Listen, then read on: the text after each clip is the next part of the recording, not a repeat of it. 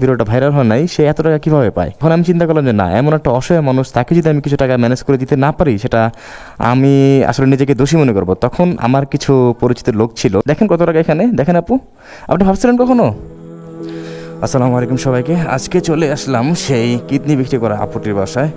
এদের আগে ওনার কাছে আসছিলাম, বাট ওনাকে পাই নাই। আসসালামু আলাইকুম, ভালো আছেন? জি আসসালামু আলাইকুম, ভালো আছেন ভাইয়া? উনি কি বাসায় আছে? যদিও পাশের বাসায় আছে না, আমি নক করলাম না কেন, উনি তো শেয়ার করে থাকে। তো উনি না থাকা অবস্থায় আমি নক করাটা ঠিক হবে না, এই কারণে আপনাকে জিজ্ঞেস করলাম। যেতে পারি আমি, কোনো সমস্যা নেই। জি অসংখ্য ধন্যবাদ। যাক, উনি বাসায় আছে, কনফার্ম হলাম। আর নক করলাম না এই কারণেই, ওনার পাশে আর একটা রুম আছে, তো শেয়ার করে থাকে উনি, তো ওনাদের চাই না ডিস্টার্ব করতে উনি না থাকা অবস্থায়। আসসালামু আলাইকুম। ও, ভালো আছেন? এই তো আলহামদুলিল্লাহ ভালো। চিনতে পারছেন আমাকে? চিনতে পারছেন? আমি একটু আসতে পারি আপনার রুমে, যদি কোনো সমস্যা না হয়? আপু জুতা এখানে খুলি, অসুবিধা? আচ্ছা আচ্ছা। তো আপু, কী অবস্থা, কেমন আছেন আপনি? একটু বুঝতে পারি আমি? আচ্ছা আচ্ছা, থ্যাংক ইউ সো মাচ। ঈদের আগে আপনি কোথায় ছিলেন? আমি চান্দাতে আসছিলাম, আপনাকে পাই নাই। ছিলেন কোথায়? হ্যাঁ, ভাগ্নির বাসায়। তা আপনার মোবাইল অফ কেন? মোবাইলে কল ঢুকছে না। ফোন অফ থাকে এই কারণে, কারণ যে নাম্বার দিছিলাম কিডনি বিক্রি করার জন্য, ওই নাম্বার অনেকেই ফোন দিয়ে ডিস্টার্ব করে, তার মধ্যে অনেকে ব্ল্যাকমেল করে, যে বিয়ের প্রস্তাব দেয় অনেকেই আর কি, এই কারণে নাম্বার বন্ধ করে দিচ্ছে। ও, আপনি যে পোস্টার আপনার নাম্বার দিয়েছিলেন, ওই নাম্বারে কল আসে অনেক জায়গা থেকে, তা আপনাকে ডিস্টার্ব করে? কি বলে তারা? এই অনেক কথা বলে, কিডনি বিক্রি করলে এত টাকা দিন, এত টাকা দিন, তারপর অনেকে বিয়ের প্রস্তাব দেয়। তো আমার তো 2টা বাচ্চা আছে, আমার তো সম্ভব না। অনেকে বিয়ের প্রস্তাব দেয়, তা আপনি বিয়ে করতে চান? না ভাইয়া, হ্যাঁ, না না। তো এটা শুধু শুধু একটা মানুষকে কেন ডিস্টার্ব করে এভাবে? এই কারণে ওনার নাম্বার আমি হাইট রাখছিলাম। আমি জানি যে একটা মহিলা মানুষের নাম্বার আমার দ্বারা পাবলিক হবে, জিনিসটা ওনার জন্য অন্য দিকে যেতে পারে। যাই হোক, ওনার নাম্বার আপনার সম্ভবত, আমি যেখানে আপনাকে পাইছিলাম তারও আগে অনেক জায়গায় আপনি ওই পোস্টারটা ছাপাইছিলেন। অনেকে হয়তো বা ওইখান থেকে নাম্বার নিচ্ছে আপনার, ওইখান থেকে আপনার ডিস্টার্ব করে। আপনি দেখার আগে অনেক জায়গায়, 2-3 জায়গায় আমি ছাপাইছিলাম। আমি দেখার আগে অনেক জায়গায় ছাপাইছেন ওই পোস্টারটা? ও, এখান থেকে তাহলে এই নাম্বারটা হয়েছে না? হ্যাঁ রে আল্লাহ, এই জন্য আপনার নাম্বারই বন্ধ রাখছেন? এটা কোনো কথা? শত কষ্ট নিয়ে। তো ঈদ কেমন কাটলো আপনার? আমাকে তো আপনি কোনো সুযোগই দিলেন না। আমি আপনার বাসায় আসলাম, ওই দিন আপনাকে ওই যে কেয়ারটেকারকে জিজ্ঞেস করে গেছি ঈদের আগে, শুনলাম আপনার নাকি রুমে নাই। তারপর রুমে নাই, তারপর নাম্বারে কল দিতেছি, মোবাইলেও কোনো কল যাচ্ছে না। তা আমি তো টেনশনে পড়ে গেলাম, কী ব্যাপার, ঈদের আগে যাই আপনার সাথে দেখা করতে। বাসায় থাকলে নানান টেনশনে মাথা আরো ঘুরে, খালি বাসার মধ্যে কখনো কি হয়ে যায় নিজে হইতে পারি না। বাসায় গেছিলাম আর কি। তো ঈদ আপনার 2 সন্তান ঈদ কীভাবে করলো? কোনো রকম আর কি, ওদের মার্কেট করে দিতে পারিনি। জামা কাপড় নিতে দিতে পারো না, এটা নামাজ পড়তে জামা কি করছে, জোর করে মানে পরে 2-3 বছর আগে যে কাপ বিস্কুট কিনে দিয়েছিলাম মাদ্রাসায় পড়ার লেগে, ওই কাপ বিস্কুট পরে নামাজ পড়তে পাঠাইছি, পরে নামাজ পড়েছি, ঈদের নামাজ। মানে আপনার ছেলেকে যখন ঈদের নামাজের কথা বলছেন, ও কি বলছে যে আমার নতুন জামা কাপড় নাই, আমি ঈদের নামাজ পড়ে কী করবো? দেখছেন, মানে যদিও বাচ্চা মানুষ, ওর কোনো বুঝে নাই, কিন্তু সবাই চায় ঈদের মধ্যে নতুন পোশাক পরে। আপনি জাস্ট এই একটা ঈদ দেখেন, আমাদের বছর একটা ঈদ, আমাদের উৎসব মুখর দিন। এই ঈদে সবাই চায়, একদম ধনী থেকে গরিব সবাই চায় যে ঈদের দিন একটা অন্তত নতুন একটা ড্রেস পরে আমি নামাজ পড়বো। আর তার সন্তানের ভাগ্যে সেটাও নাকি জুটা নাই, যে জন্য সে যখন তার সন্তানকে বলছে বাবা নামাজ পড়তে যাও ঈদের দিন, তার সন্তান নাকি পাল্টা তার উত্তর দিল, জবাব দিল যে বাবা, মা আমার নতুন জামা কাপড় নাই, আমার জন্য আর ঈদের নামাজ পড়ে কী হবে? দেখছেন, মানে কতটা অসহায় অবস্থা হলে, কতটা মনে খুব কষ্ট অভিমান থাকলে একটা বাচ্চা মানুষ এই কথা বলতে পারে তার মাকে। যদিও এখানে অভিমানের কিছু নাই, ক্ষোভেরও কিছু নাই, এটা হলো কষ্ট। কষ্টের জায়গাতেই তার বাচ্চা এই কথা বলা তাকে। আল্লাহ, আমরা কত ভালো আছি তাদের তুলনায়। এভাবে কয়দিন যাবেন আপু? ভাই বাসায় তো বাসা ছেড়া দরিয়া, বাসা ছেড়া দিয়ে ছোট মোটো একটা বাসা নিব, বাসা নিয়ে হ্যাঁ, আপনার এক কাজ করেন, আমি আপনাকে বলতে চাইছিলাম যে অন্তত এই বাসাটা ছেড়ে দিয়ে একটা ছোট রুম নেন।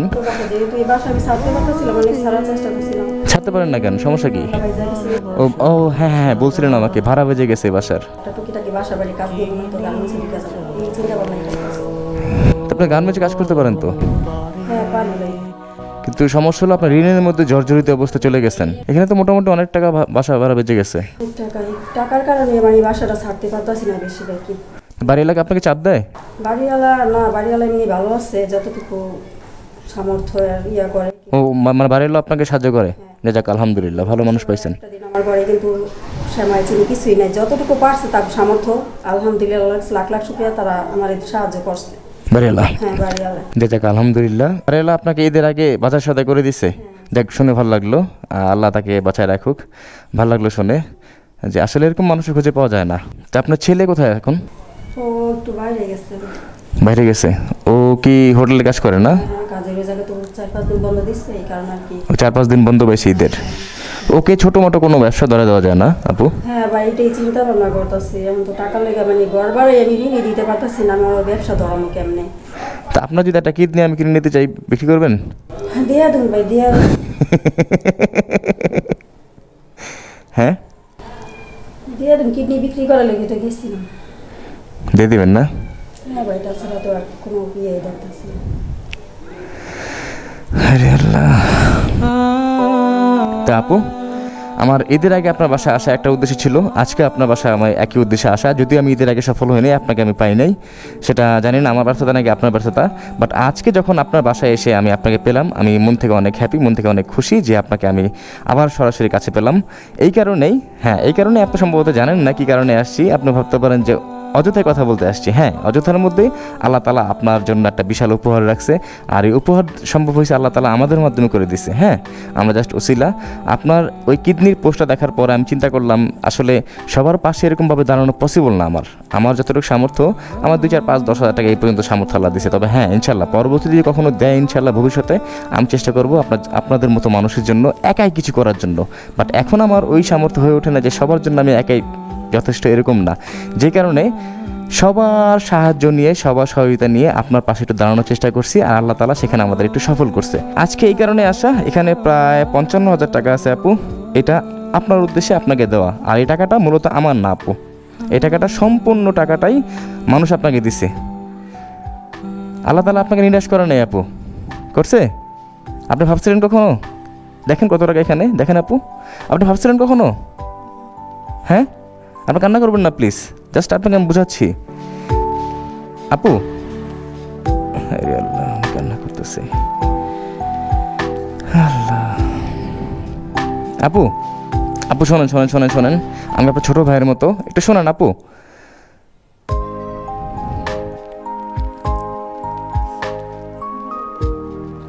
আপনি কখনো ভাবছেন যে আপনার পাশে মানুষ এভাবে ঝাঁপায় পড়বে, আপনার পাশে এভাবে সাহায্যের হাত বাড়াবে? ভাবছেন কখনো? তাহলে এই জন্য বললাম যে কখন নিরাশ হবেন না, আল্লাহ তালা কাছে চাইবেন। আল্লাহ তালা পরীক্ষার পর অবশ্যই আপনাকে উত্তম একটা রিজিক দান করবেন, উত্তম একটা ব্যবস্থা করে দিবেন। সে মহা পরিকল্পনাকারী, সবসময় মাথায় রাখবেন। আপনি কান্না করবেন না প্লিজ, আপনি কান্না করবেন না। এই টাকাটা আমার না, এই টাকাটা দেশের সকলে, দেশের বাইরের প্রবাসী ভাইরা আপনাকে দিছে। এই টাকা মূলত সকলের টাকা, এখানে প্রায় 55,000 টাকা আছে। এটা দিয়ে আপনি আপনার ভাড়া পরিশোধ করবেন, আর আপনি ঋণের মধ্যে আছেন, সেদিন আমাকে বলছিলেন ওই ঋণ পরিশোধ করবেন। আপাতত আপনার ঋণ মুক্ত হন, কারণ একটা মানুষ না খেয়ে থাকতে পারে, বাট ঋণের মধ্যে একটা মানুষ বাঁচতে পারে না। একটা মানুষ দিনের পর দিন না খায় সে বাঁচতে পারে, বাট যে ঋণগ্রস্ত অবস্থায় থাকে সে বেশি দিন বাঁচতে পারে না, টেনশনে, চিন্তায়। এর জন্য আপনি আগে ঋণমুক্ত হন, দেন আপনি এখান থেকে ছোটো একটা কাজ করবেন, গার্মেন্টস বলেন, কোনো ফ্যাক্টরিতে বলেন, আপনি ওইখান থেকে আস্তে আস্তে কাজ করবেন। এখন আপনি গার্মেন্টসে কাজ করলে আপনার ঋণ কাকে দিবেন? বাট এই টাকাটা দিয়ে আপনার একটাই উদ্দেশ্য, টাকাটা দেওয়া, সেটা হলো আপনার ঋণমুক্ত হওয়া। কি খুশি হন নাই? হুম,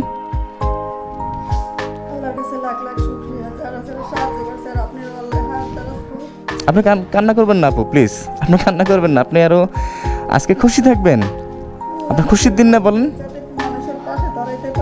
হ্যাঁ, আপনার খুশির দিন না আজকে বলেন? হ্যাঁ, এই যে একটা ঈদ গেল, ঈদের মধ্যে এরকম খুশি হয়েছেন আপনি? হ্যাঁ, ভাবছেন কখনো? যদিও ওই টাকাটা আমি ঈদের আগে আপনাকে দেওয়ার জন্য আসছিলাম, বাট সেদিন আপনি ছিলেন না, এটা আমার দুর্ভাগ্য, আমার ভাগ্য খারাপ, নসিব খারাপ, আপনাকে আমি পাই নাই। আপনাকে অনেকবার কল দিয়েছি, আপনার নাম্বারও বন্ধ। আরেকটা বিষয় আমি ক্লিয়ার করি, ওনার ভিডিওটা যখন আমি পোস্ট করি যে সবাই দেখুক, তার পাশে যার যতটুকু সম্ভব সে তার পাশে দাঁড়াবে। দুঃখের বিষয় যে ভিডিওটা ভিউ না হওয়ার কারণে সবার নিকট পৌঁছায় নাই, যে কারণে অনেকের কাছে প্রশ্ন জাগতে পারে যে ওনার ভিডিওটাতে একদম ভিউ হয় নাই। তো যে ভিডিওটাতে এত ভিউ কম হয়েছে, ভিডিওটা ভাইরাল হয় নাই, সে এত টাকা কীভাবে পায়? হ্যাঁ, আপনাদের এই প্রশ্নে অনেকে মনে মনে প্রশ্ন থাকতে পারে, সেই প্রশ্নের উত্তর আমি এখন দিব কীভাবে। সেটা হলো, ওনার ভিডিওটা যখন ভিউ হয় নাই, উনি সেই ক্ষেত্রে অত টাকা পাওয়ার কথাও না। তখন আমি চিন্তা করলাম যে না, এমন একটা অসহায় মানুষ, তাকে যদি আমি কিছু টাকা ম্যানেজ করে দিতে না পারি, সেটা আমি আসলে নিজেকে দোষী মনে করব। তখন আমার কিছু পরিচিত লোক ছিল, যেমন ইউএসএ আমার এক বড় ভাই আছে আঞ্জুম ভাই, ওনাকে কল দিলাম, বললাম যে ভাই যতটুকু সম্ভব তার পাশে দাঁড়ান। তো উনি একটা বিশাল অ্যামাউন্ট পাঠাইছে ওনার জন্য, মোটামুটি আলহামদুলিল্লাহ ভালো। তারপরে লন্ডনে এক আপু আছে আমার, উনিও ওনার জন্য কিছু টাকা পাঠাইছে।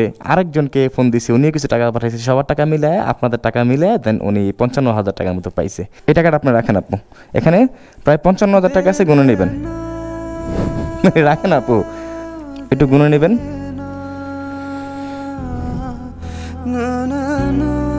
আরে আল্লাহ, উনি অনবরত কান্না করতেছে।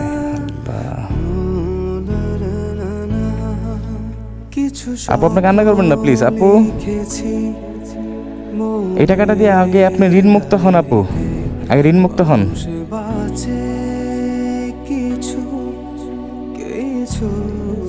ভাই আমি যে কি করবো নিজেও জানতেছি না।